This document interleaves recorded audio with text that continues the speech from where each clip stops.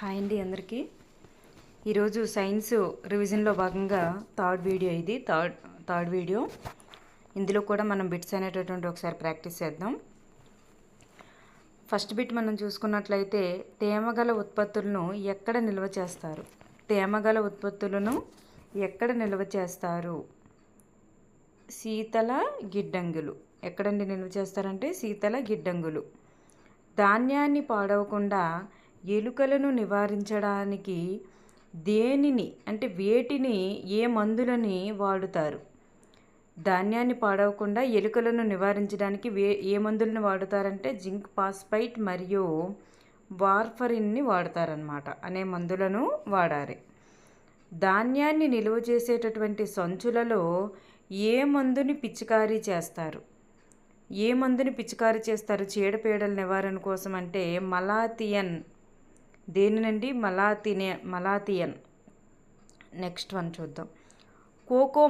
కోకోమాల్ట్ అనే ఆహారాన్ని ఎలా నిల్వ చేస్తారు? కోకోమాల్ట్ అనే ఆహారాన్ని తుంపర పద్ధతిలో ఆరబెట్టడం ద్వారా నిల్వ చేస్తారు. Next one. ఖరీఫ్ పంటలు ఏవి? ఖరీఫ్ పంటలు ఏవి అంటే వరి, సోయాబీన్, కందులు, మొక్కజొన్న. వరి, సోయాబీన్, కందులు, మొక్కజొన్న. Next one. వర్మీ కంపోస్ట్ ప్రక్రియ వేగవంతం చేయడానికి వేటిని ఉపయోగిస్తారు? వర్మీ కంపోస్ట్ ప్రక్రియ వేగవంతం చేయడానికి వేటిని ఉపయోగిస్తారు? వేటినండి? వర్మీ కంపోస్ట్కి వానపాముల్ని ఉపయోగిస్తారు. రబీ పంటలు. ఖరీఫ్ పంటలు చెప్పుకున్నాం. వరి, సోయాబీన్, కందులు, మొక్కజొన్న. రబీ పంటలు గోధుమ, పప్పు ధాన్యాలు, బఠానీలు, ఆవాలు.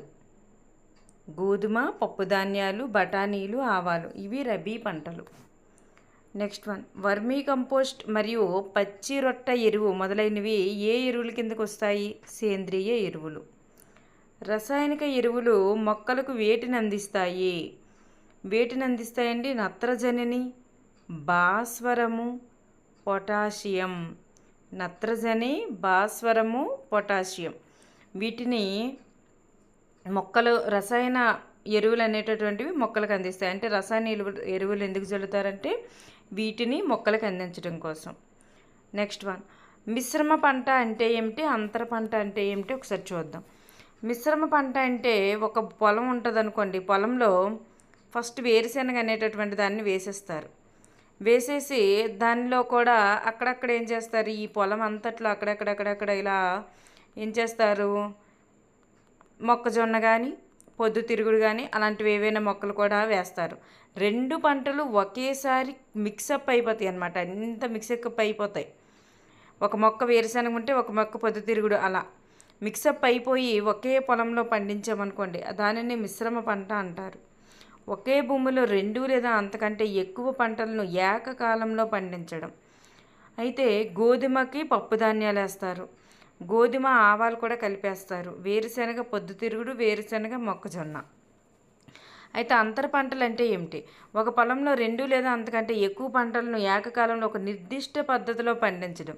అంటే ఏం చేస్తారు? సగం భూమి ఉందనుకోండి, ఇలా సగం పొలాన్ని ఒక పంటగాను లేదా మరికొంచెం సగాన్ని ఇంకో పంటగాను, ఒక సగం ఏటేసారు వరేస్తారు అనుకోండి, ఇంకో సగం వేయించి రాగులు వేసారనుకోండి, ఇంకో సగం వేయించి ఇంకొకటి వేస్తారు. అలా సగం సగం వేసుకుంటూ వెళ్తారు. దీన్ని అంతర పంటలు అంటారనమాట. Next one. పశుసంవర్ధన అనేది శాస్త్రీయమైనటువంటి పశుగణ ప్రజననం. శాస్త్రీయమైన పశుగణ ప్రజననం దాన్ని పశుసంవర్ధనం అంటారు. వ్యవసాయ పనులకు ఉపయోగించేటటువంటి పశువులను ఏమంటారు? మెట్ట పశువులు లేదా మెట్ట జంతువులు అని అంటారు. విదేశానికి చెందినటువంటి ఎక్కువ పాలిచ్చే ఆవులు ఏమిటి? జెర్సీ మరియు బ్రౌన్ స్విస్. పశువులలో కాలేయాన్ని దెబ్బతీసేటటువంటి వ్యాధి ఏంటి? ఫ్లూక్స్. భారతదేశ లేదా స్వదేశీ కోళ్ళు అసిల్. విదేశీ లేదా అన్యదేశ కోళ్ళు లెగ్హార్న్. బ్రాయిలర్స్ కోళ్ళు వేగంగా పెరిగేందుకు ఆహారంలో ఏ విటమిన్లు అనేటటువంటివి అధికంగా ఇస్తారు? ఆ బ్రాయిలర్ కోళ్ళు వేగంగా పెరగడానికి పౌల్ట్రీ ఆహారం అనేటటువంటిది ఇస్తారండి. ఆ ఆహారంలో ఏముంటాయి అంటే విటమిన్ ఏ మరియు విటమిన్ కే అనేటటువంటివి అధికంగా ఉంటాయి. నెక్స్ట్ వన్, మంచినీటి రొయ్య పేరు మాక్రోబ్రాకియం రోజన్బర్గ్. మాక్రోబ్రాకియం రోజన్బర్గ్. సముద్రపు నీటి రొయ్య పేరు ప్రీవియస్ మోనోడాన్. ఓకేనండి. నెక్స్ట్ వన్, నీటి ఉపరితలంపై ఉండేటటువంటి చేపలు ఏమిటి? కట్ల అనేటటువంటివి నీటి ఉపరితలంపై ఉంటాయి. నీటి యొక్క మధ్య ప్రాంతంలో ఉండే చేపలు ఏవి అంటే రోహు అనేటటువంటివి నీటి మధ్య ప్రాంతంలో ఉంటాయి. కట్ల అనేటటువంటివి మీద ఉపరితలం మీద ఉంటాయి అన్నమాట. కొంచెం మధ్య ప్రాంతంలో ఉండేవి రోహు. అడుగును మాత్రం నీటి అడుగు ప్రాంతంలో ఉండేవి మృగాలు మరియు కామన్ కార్ప్. ఓకేనండి. తేనెను అధికంగా ఉత్పత్తి చేసేటటువంటి సామర్థ్యం కలిగి తక్కువగా కుట్టేవి, అంటే తక్కువగా కుడతాయి, అంతగా కుట్టవు అనమాట. అవి ఏంటి? ఏ తేనెటీగలు అంటే ఎఫిస్ మిలిఫెరా తీగలు. తేనెను మాత్రం అధికంగా ఉత్పత్తి చేస్తాయి, కానీ కుట్టడం మాత్రం తక్కువగా కుడతాయి. ఏంటంటే ఎఫిస్ మిలిఫెరా తేనెటీగలు. ఇవి ఏ జాతికి చెందినవంటే ఇటాలియన్కి చెందినటువంటివి అన్నమాట. ఏ దేశానికి చెందినవంటే ఇటాలియన్కి చెందినవి. నెక్స్ట్ వన్, ఇండియన్ బీ అని ఏ తేనెటీగలకి గల పేరు? ఎపిస్ సిరానా ఇండికా అనేటటువంటి తేనెటీగను ఇండియన్ బీ అని పిలుస్తారు. వాణిజ్యపరంగా తేనె ఉత్పత్తికి సహకరించేటటువంటి తేనెటీగలు ఏవి అంటే Apis florea, little bee, Apis mellifera, Apis cerana indica, Apis dorsata, Apis rock bee. ఇవన్నీ కూడా వాణిజ్యపరంగా తేనె ఉత్పత్తికి సహకరించేటటువంటి తేనెటీగలు. అమ్మా నాన్న పిల్లలు మాత్రమే ఉండేటటువంటి కుటుంబం ఏది? వ్యష్టి కుటుంబం లేదా చిన్న కుటుంబం. దానినే ఇంకో పేరేమంటారు? కేంద్రక కుటుంబం. అయితే ఈ అమ్మా నాన్న పిల్లలు ఉండేటటువంటి కుటుంబానికి ఎన్ని పేర్లు అంటే వ్యష్టి కుటుంబము, చిన్న కుటుంబము, కేంద్రక కుటుంబం. ఆప్షన్స్లో ఏది ఇచ్చినా మనం పెట్టగలగాలి. నెక్స్ట్ వన్, కుటుంబ సభ్యులు పూర్వీకుల వివరాలతో రాసినటువంటి పట్టికను ఏమంటారు? కుటుంబ సభ్యులు ఉంటారు, అలాగే వాటి పూర్వీకుల వివరాలు కూడా ఉంటాయి అన్నమాట. వాటిని రాసినటువంటి పట్టికను ఏమంటారంటే వంశవృక్షము అంటారు. వంశవృక్షము. నెక్స్ట్ వన్, కుటుంబం అంటే నిర్వచనం. వివాహము, రక్త సంబంధాలు ఆధారంగా నిర్మితమైనటువంటి క్రమ వ్యవస్థను ఏమంటారంటే కుటుంబము అంటారు. వివాహము, రక్త సంబంధాల ఆధారంగా నిర్మితమైన క్రమ వ్యవస్థను ఏమంటారంటే కుటుంబము అంటారు. ప్రపంచ వృద్ధుల దినోత్సవం ఎప్పుడంటే అక్టోబర్ 1. ప్రపంచ వృద్ధుల దినోత్సవం అక్టోబర్ 1. ప్రపంచ దివ్యాంగుల దినోత్సవం, వృద్ధులైతే అక్టోబర్ 1, గాంధీ జయంతి కంటే ముందు రోజు అన్నమాట. ప్రపంచ దివ్యాంగుల దినోత్సవం ఎప్పుడంటే డిసెంబర్ 3, నేవీ డే కంటే ముందు రోజు. ప్రతి కుటుంబానికి ఇంటి పేరు ఎలా వస్తుంది? ప్రతి కుటుంబానికి ఇంటి పేరు ఎలా వస్తుందంటే కుటుంబ చరిత్ర ఆధారంగా వస్తుంది, అలాగే ఊరు పేర్ల ఆధారంగా కూడా వస్తుంది. కుటుంబంలో మార్పును తీసుకువచ్చేటటువంటి సంఘటనలు ఏంటి? జననాలు, మరణాలు, వివాహాలు, వలస వచ్చుట, వలస వెళ్ళుట, లేదా కొత్త వాళ్ళు రావడం అంటే వివాహాలకు సంబంధించింది అవుతుంది. పచ్చాకు కూలీలు, పొగాకు కూలీలు ఏ జిల్లాలో కలరు? ప్రకాశం. మాతృస్వామిక కుటుంబ పద్ధతిని సమర్థించిన వారు ఎవరు? మార్గాన్ మరియు జంక్స్. మాతృస్వామిక మార్గాన్ మరియు జంక్స్. పితృస్వామిక కుటుంబ పద్ధతిని ప్రవేశపెట్టిన వారు హెన్రీ మెయిన్. ఎవరంటే హెన్రీ మెయిన్. నెక్స్ట్ వన్, ఒక కుటుంబం ఏ ఏ అంశాల కోసం ఎంత ఖర్చు పెట్టారో తెలియజేసేటటువంటి పట్టిక ఏది అంటే కుటుంబ పద్దు లేదా బడ్జెట్ అంటారు దాన్నే. వలసకు గల సహజ కారణాలు ఏమిటి? కుటుంబ బడ్జెట్ అన్నమాట. దేనికి ఎంత ఖర్చు పెట్టారనేది బడ్జెట్కి సంబంధించింది, అంటే అది కుటుంబ పద్దు లేదా బడ్జెట్ అంటారు. వలసకు గల సహజ కారణాలు ఏమిటి?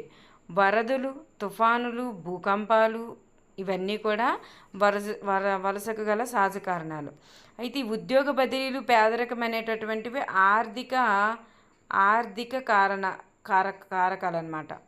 ఈ ఉద్యోగ బదిలీలు, పేదరికం అనేటటువంటివి ఆర్థిక కారకాలు. ఇవి మీకు పీడిఎఫ్ ఇస్తే ఇందులో కలిసిపోతాయి కాబట్టి ఇవి ఇక్కడ కొట్టేస్తున్నాను. ఓకేనండి. ఇవి ఆర్థిక కారణాలు అన్నమాట. ఉద్యోగ బదిలీలు, పేదరికం అనేటటువంటివి ఆర్థిక కారణాలు. నెక్స్ట్ వన్, మీకు ఒకవేళ పీడిఎఫ్ ఇచ్చినా కానీ అందులో వచ్చేస్తుంది, మరి ఏం చేయలేము దాన్ని. నెక్స్ట్ వన్, అబ్దుల్ కలాం పూర్తి పేరు Avul Fakir Jainulabdeen Abdul Kalam. Avul Fakir Jainulabdeen Abdul Kalam. Missile man of India. Missile man of ఇండియాగా పేరొందిన వారు ఎవరంటే Abdul Kalam. Missile man of ఇండియాగా పేరొందిన వారు ఎవరంటే అబ్దుల్ కలాం.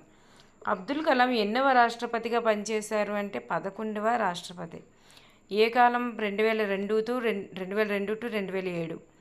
నెక్స్ట్ వన్, బ్యాక్టీరియాలో అతి చిన్న కణం బ్యాక్టీరియాలో అతి చిన్న కణం యొక్క పొడవు ఎంత? 0.1 నుంచి 0.5 మైక్రోమీటర్లు ఉంటుంది. అతి పెద్ద కణం ఉష్ణపక్షి ఆస్ట్రిచ్ యొక్క అండ పరిమాణం ఎంత? 170 మిల్లీమీటర్లు into 130 micrometres. Micrometres into 130 micrometres అయ్యి రెండు కూడా. నెక్స్ట్, 1 బిలియన్ అనగా 1000 మిలియన్లు. 1000 మిలియన్లు అనమాట. 1 ట్రిలియన్ అనగా 1000 బిలియన్లు. ట్రిలియన్ అంటే 1000 బిలియన్లనే 1 ట్రిలియన్ అంటారు. 1000 మిలియన్లనే 1 బిలియన్ అంటారు. అవయవాల యొక్క ప్రాథమిక నిర్మాణాత్మక ప్రమాణాన్ని ఏమంటారు? ప్రాథమిక నిర్మాణాత్మక ప్రమాణాన్ని అవయవాల యొక్క ఏమంటారంటే కణం అంటారు. బెండులోని నిర్జీవ కణాలను కనుగొన్నది ఎవరు? Robert hook. బెండులోని నిర్జీవ కణాలను కనుగొన్నది ఎవరంటే రాబర్ట్ హుక్. వీటిని ప్రాథమిక నిర్మాణాత్మక ప్రమాణం అని కూడా అంటారు. బెండులోని నిర్జీవ కణాలు, అలాగే భవనంలోని ఇటుకలు ఈ రెండు కూడా ప్రాథమిక నిర్మాణాత్మక ప్రమాణాలని చెప్పబడతాయి. నెక్స్ట్ వన్, కేంద్రకానికి కేంద్రక త్వచానికి మధ్య ఉన్నటువంటి జిగురు వంటి పదార్థాన్ని ఏమంటారు? ఇక్కడ చుట్టూ కేంద్రక త్వచం ఉంటుంది, మధ్యలో కేంద్రకం ఉంటుంది. ఈ మధ్యలో ఉన్న కేంద్రకానికి, ఈ చుట్టూ ఉన్న త్వచానికి మధ్యలో ఉన్నది ఏంటంటే ఆవరించి ఉన్నది కణద్రవ్యం. ఈ జంతు కణాలలో లేనిది, అలాగే వృక్ష కణాల్లో మాత్రమే ఉన్నవి ఏంటి? జంతు కణాల్లో మనకి చూడండి, చర్మంకి పైన ఏమైనా కణకవచం లాంటిది ఉందా? లేదు. ఎవరైనా గుచ్చిన వెంబటే మనకి నొప్పేస్తుంది. కానీ చెట్టుకు పైన ఏముంటుంది? కణకవచం అనేటటువంటిది త్వచము, అదే కణత్వచంకి పైన ఇంకొక పొర ఉంటుంది కణకవచం అని. అది వృక్షాల్లో మాత్రమే ఉంటాయి. అలాగే ప్లాస్టిడ్లు ఉంటాయి, వృక్షాల్లో మాత్రమే ప్లాస్టిడ్లు ఉంటాయి, జంతు కణాల్లో ఉండవు. కణకవచం మరియు ప్లాస్టిడ్లు వృక్ష కణాల్లో మాత్రమే ఉంటాయి. నెక్స్ట్ వన్, కణద్రవ్యము, కేంద్రకము దేనితో ఆవరించబడి ఉంటాయి? ఇప్పుడు కేంద్రకం మధ్యలో ఉంటుందన్న, ఈ కేంద్రకం చుట్టూ ఒక ఇది ఉంటుంది కదా, జెల్లీ వంటి పదార్థం, దాన్ని ఏమంటాము? కణద్రవ్యం అంటారు. ఈ కణద్రవ్యాన్ని కేంద్రకానికి చుట్టూ మీదన ఉండేటటువంటి త్వచాన్ని ఏమంటారంటే కణత్వచం అంటారు. దాన్నే ప్లాస్మా పొర అంటారు. నెక్స్ట్ వన్, కణమునందు ప్రాథమిక అంశాలు ఏమిటి? కణంలో ఉన్నటువంటి ప్రాథమిక అంశాలు కణత్వచము, కణద్రవ్యము, కేంద్రకము. ఇప్పుడు చెప్పుకున్నదే. కణత్వచము చుట్టూ ఉండే త్వచము, మధ్యలో ఉన్నది కేంద్రకము, ఈ కేంద్రకానికి కణత్వచానికి మధ్యలో ఉన్నటువంటి ద్రవ్యము కణద్రవ్యము. నెక్స్ట్ వన్, కణజాలం అంటే ఒక నిర్దిష్టమైనటువంటి విధిని నిర్వర్తించేటటువంటి ఒకే పోలికలు కలిగినటువంటి కణ సముదాయాన్ని ఏమంటారంటే కణజాలం అంటారు. ఒక నిర్దిష్టమైనటువంటి విధి మాత్రమే నిర్వహించాలి, అన్ని పనులు చేయదు. ఒక ప్రత్యేకమైనటువంటి పని మాత్రమే చేసేవి ఒకే పోలికలు కలిగినటువంటి కణాల యొక్క సముదాయం. అవి కొన్ని కణాల సముదాయం అయి ఉండాలి. అలాగే ఒక సర్టెన్ పనిని మాత్రమే చేసేవి ఏంటంటే అవి కణజాలాలన్నమాట. వాటిని కణజాలం అంటారు. నెక్స్ట్ వన్, చెరువు నీటిలో స్వేచ్ఛాయుత సజీవ కణాలను కనుగొన్నది ఎవరంటే ల్యూవిన్ హుక్ 1674లో. ఎలక్ట్రాన్ సూక్ష్మదర్శినిని ఏ సంవత్సరంలో కనుగొన్నారు? 1940. కణం అనగా అర్థం ఏమిటి? కణం అనగా చిన్న గది అని అర్థం. కణం అనేది లాటిన్ భాషా పదం. కణద్రవ్యంలో ఖాళీలుగా ఉన్నటువంటి కణద్రవ్యంలో ఖాళీలుగా ఉన్నటువంటి నిర్మాణాలు ఏంటంటే రిక్తికలు. ఇటు కేంద్రకానికి ఇటు కణత్వచానికి మధ్యలో కణద్రవ్యం ఉంటుందని చెప్పుకున్నాం కదా. మధ్యలో కణద్రవ్యం ఇటు కేంద్రకానికును ఇటు చుట్టూ ఉన్న త్వచానికి మధ్యలో కణద్రవ్యం ఉంటుంది కదా. ఈ కణద్రవ్యంలో ఖాళీలు వంటి నిర్మాణాలు ఉంటాయి, వాటిలో రిక్తికలు ఉంటాయి అన్నమాట. వాటినే రిక్తికలు అంటారు. నెక్స్ట్ వన్, ఏకకణ జీవులకి ఉదాహరణ. ఏకకణ జీవులకి చూడండి. నెక్స్ట్ వన్, విలక్షణమైనటువంటి ఆకారాన్ని కలిగి ఉండేవి ఏవంటే నాడీ కణాలు. విలక్షణమైన ఆకారాన్ని కలిగి ఉండేవి నాడీ కణాలు. ఏకకణ జీవులకి ఉదాహరణ ఏమిటంటే అమీబా, క్లామిడోమోనాస్, పారామీసియం. ఏకకణ జీవులకి ఉదాహరణ అమీబా, పారామీసియం, క్లామిడోమోనాస్. గుడ్డుపై పెంకు దేనితో నిర్మితమవుతుంది? గుడ్డుపైన పెంకు కాల్షియం కార్బోనేట్తో నిర్మితమవుతుంది. అయితే ఈ గుడ్డుపైన పెంకుని ఏ ఆమ్లంలో వేయడం ద్వారా తొలగిపోతుంది? ఏ ఆమ్లంలో కరిగించడం ద్వారా తొలగిపోతుందంటే సజల HCl. ప్లాస్మా పొర దేనితో నిర్మించబడింది? ప్లాస్మా పొర లిపిడ్స్ మరియు ప్రోటీన్లతో నిర్మించబడుతుంది. ఈ ప్లాస్మా పొర అంటే ఏంటి? కణత్వచము. ఈ కణత్వచం అనేటటువంటిది లిపిడ్స్ మరియు క్రొవ్వులు మరియు ప్రోటీన్లతో నిర్మితమై ఉంటుంది. ప్లాస్మా పొర అన్న కణత్వచమన్నా ఒకటే, మనకి స్కిన్ పైన ఉండేటటువంటిది అన్నమాట కణత్వచము. ఇది దేనితో నిర్మితమవుతుందంటే క్రొవ్వులు మరియు ప్రోటీన్లతో నిర్మితమవుతుంది. DNA అనగా డీఆక్సీరైబోన్యూక్లిక్ ఆమ్లం. డీఆక్సీరైబోన్యూక్లిక్ ఆమ్లం. DNA దేనితో నిర్మితమైంది? DNA ప్రోటీన్లతో నిర్మితమైంది. DNA దేనితో అంటే ప్రోటీన్లతో నిర్మితమవుతుంది. DNAలో క్రియాత్మకమైనటువంటి విభాగాలు ఏమిటి అంటే జన్యువులు.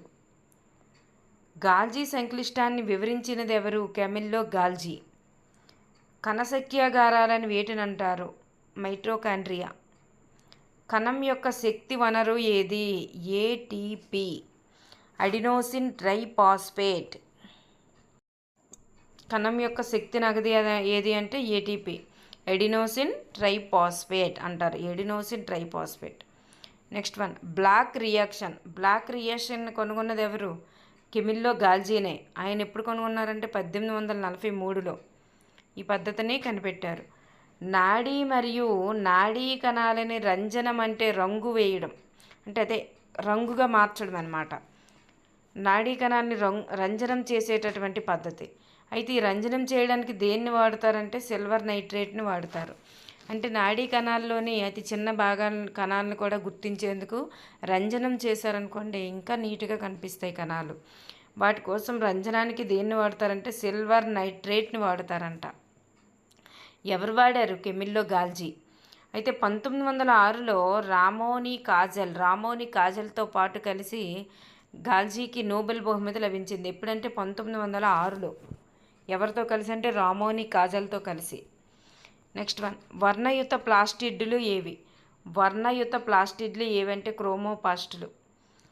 కణజాలం అంటే అర్థం ఏమిటి? ఆల్రెడీ మనం చెప్పుకున్నాం. నిర్మాణంలో సారూప్యత కలిగి ఉండాలి, ఒక ప్రత్యేకమైనటువంటి విధిని నిర్వర్తించడానికి ఏర్పాటైనటువంటి కణాల యొక్క సముదాయం అని. ఒకే కణం అన్ని విధులను నిర్వర్తించినట్లయితే ఆ జీవులను ఏమంటారు? ఏకకణ జీవులు అంటారు.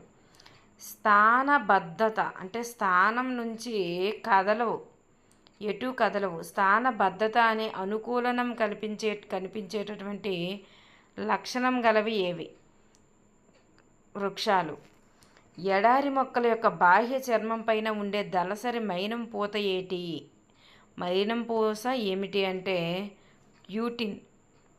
ఎడారి మొక్కల్లో బాహ్య చర్మం పైన ఉండే దళసరి మైనం పూత ఏమిటి అంటే క్యూటిన్. నెక్స్ట్ వన్, జంతువుల్లో శరీర భాగాలను కప్పి ఉంచి రక్షణనిచ్చేటటువంటి కణజాలం ఏది? దాన్నే ఉపకళా కణజాలం అంటారు. అదే మన చర్మము ఇవన్నీ కూడా ఉపకళా కణజాలానికి చెందినవి అన్నమాట. రక్తంలో ఉండేటటువంటి ద్రవరూప మాత్రికని ఏమంటారు?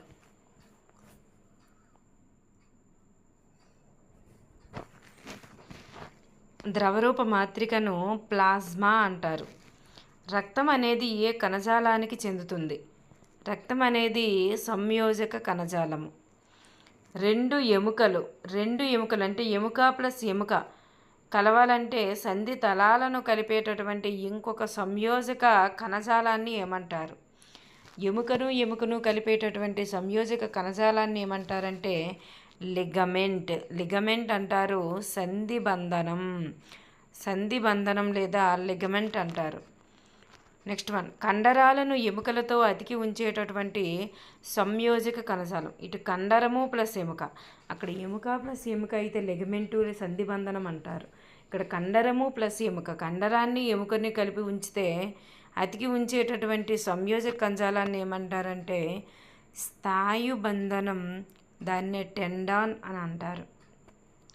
ప్రతి నాడీ కణానికి ఉండే పొడగాటి భాగాన్ని ఏమంటారు అంటే తంత్రికాక్షము. టైఫాయిడ్, క్షయ వంటివి వేటి వలన కలుగుతాయి? బ్యాక్టీరియా వలన కలుగుతాయి. జలుబు, ఇన్ఫ్లుయెంజా అనేటటువంటివి వైరస్ వలన. ఆతిథేయి కణం లోపల మాత్రమే ప్రత్యుత్పత్తి జరిపేది ఏది అంటే వైరస్. ఆతిథేయి అని కనిపిస్తుంది, వైరస్ అని గుర్తుపెట్టుకోవడమే. సూక్ష్మజీవులు ఎన్ని రకాలు అంటే 4 రకాలు. ఏంటేంటి? బ్యాక్టీరియా, ప్రోటోజోవా, శైవలాలు, శిలీంధ్రాలు.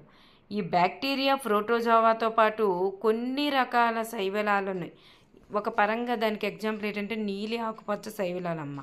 నీలి ఆకుపచ్చ శైవలాలు మాత్రం ఏకకణ జీవులు కాబట్టి బ్యాక్టీరియా, ప్రోటోజోవా అలాగే నీలి ఆకుపచ్చ శైవలాలు ఈ 3 కూడా ఏకకణ జీవులకి ఉదాహరణ.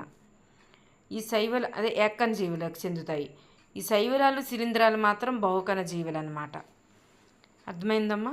నెక్స్ట్, స్పైరోగైరా అనున్నది ఒక శైవలము. పెన్సిలియం ఆస్పర్జిల్లస్ అనేటటువంటివి శిలీంధ్రాలు. పెన్సిలియం అనే శిలీంధ్రం నుంచి మనకి కనిపెట్టాం కాబట్టి. నెక్స్ట్ వన్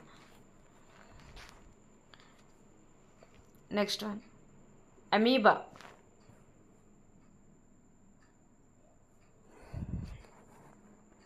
అమీబా, పారమేసియం ఈ 2 దేనికి చెందుతాయంటే ఇవి 2 కూడా ప్రోటోజోవాలు అన్నమాట. నెక్స్ట్ వన్, పెరుగు ఏర్పడటాన్ని ప్రోత్సహించేటటువంటి బ్యాక్టీరియా ఏది? పెరుగు ఏర్పడటాన్ని ప్రోత్సహించే బ్యాక్టీరియా లాక్టోబాసిల్లస్ అనేటటువంటి బ్యాక్టీరియా.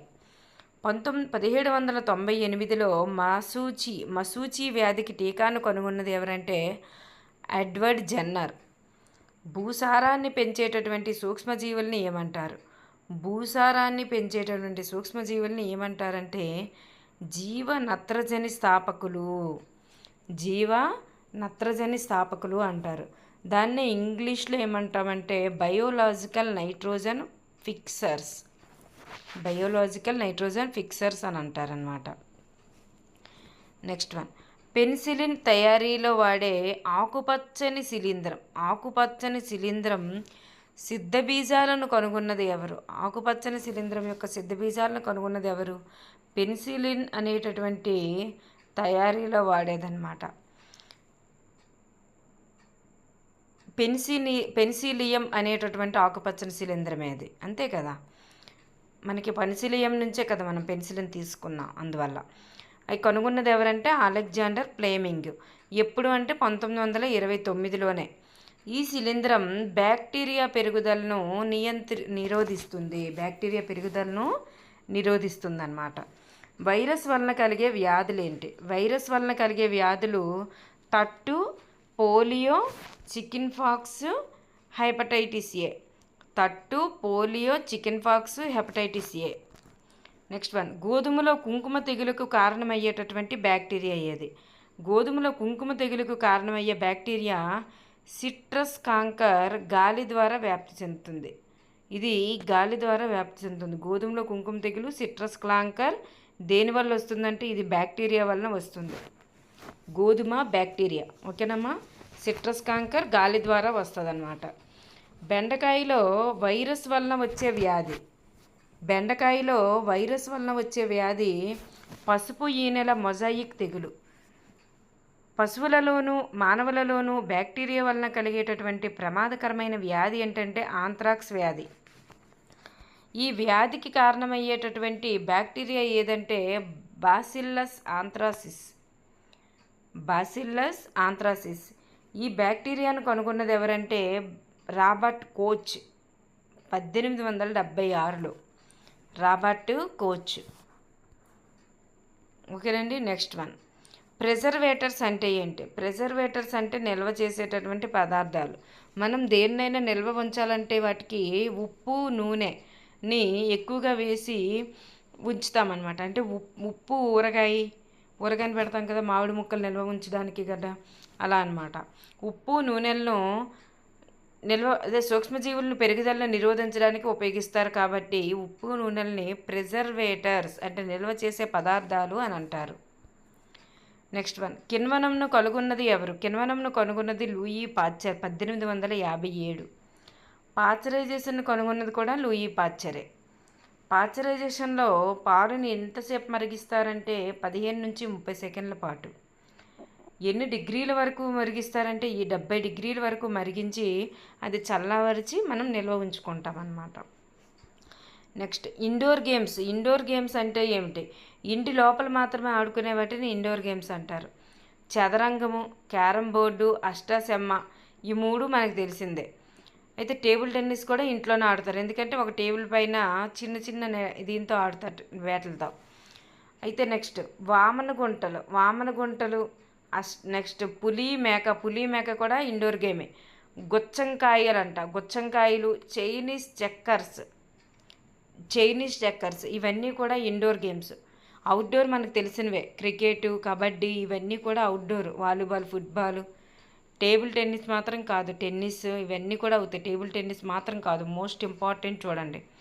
ఈ టేబుల్ టెన్నిస్ మాత్రం మనకి దాంట్లో కల్పిస్తారనుకోండి, వాలీబాల్, క్రికెట్ దాంట్లో. టేబుల్ టెన్నిస్ కూడా మనం అవుట్డోర్ అనుకుంటాం, ఇండోర్ అనమాట ఇది.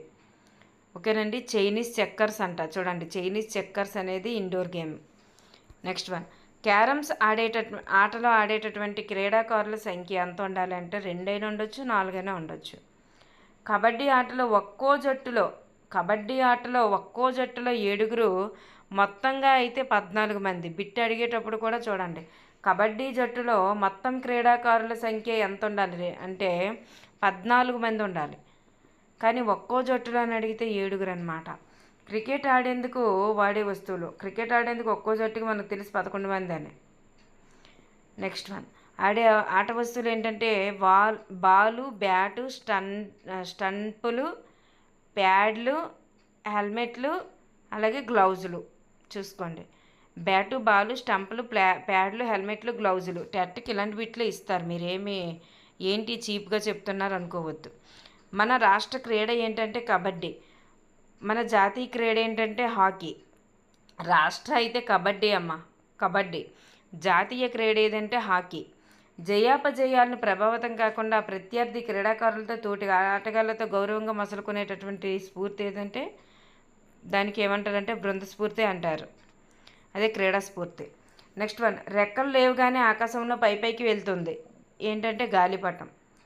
నెక్స్ట్ వన్, ఇటువంటి పరికరాలు కూడా అవసరం లేకుండా ఆడే ఆట ఏంటంటే కబడ్డీ. ఉదాహరణ అంటే కొన్ని ఆటలు ఆడొచ్చు ఎటువంటి పరికరాలు లేకపోయినా, మనకి కబడ్డీ అనేటటువంటిది మాత్రం ఎటువంటి అవసరం లేకుండా పోటీల వరకు కూడా వెళ్ళవచ్చు అన్నమాట. Thank you everyone. అంటే ఫర్ ఎగ్జాంపుల్ చెప్తున్నా.